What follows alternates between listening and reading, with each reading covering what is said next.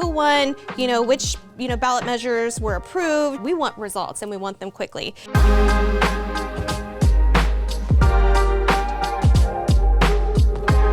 Okay, Arizona voters, what happens election night and when can you expect those final election results? We all want to know who won, right? That's so important to us come election night, come the next day. Who won, which ballot measures were approved. We want results and we want them quickly.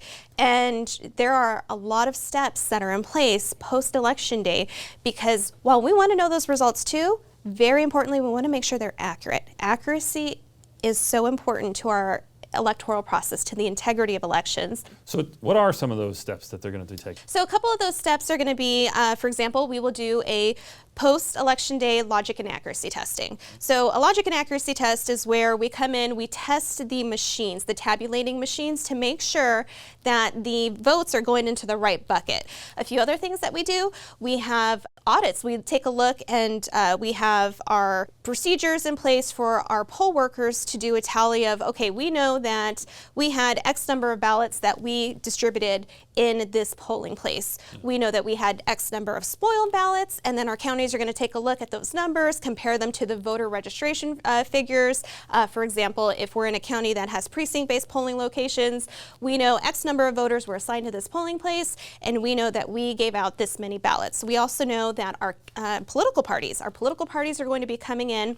The parties are going to be randomly selecting batches of ballots to do a sample hand count of. So this is where our Republicans, our Democrats, they're going to come together, our other political parties, they're going to randomly select ballots, they're going to hand count those, and they're going to compare them to the tabulator results as well. So there's a timeline on all of this, right? Because we've got to get these all these security checks done by a date certain. So can you talk a little bit about the timeline and what voters should expect? Sure. So Election Day is November 5th.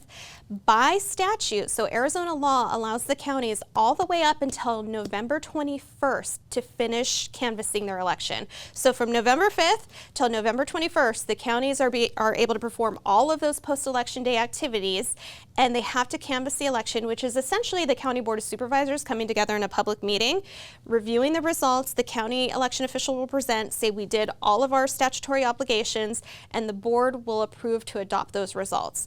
After the counties do it, after our 15 counties canvass, they send their election results up to the Secretary of State, who will aggregate those totals for our statewide results. So the Secretary of State has until November 25th to canvass the statewide election results. So at that point, November 25th, that's when our election is final. So in a presidential election, there's a little extra step that has to happen. Can you talk a little bit about what that means, what the Electoral College means in all this? Of course. So when we are electing our president here in the United States, we do that not through the popular vote, but through the Electoral College. So what that means in particular for Arizona, we have 11 electoral votes, and whichever candidate wins the popular vote in Arizona, they're going to receive all electoral votes. So that's the meeting of electors in December.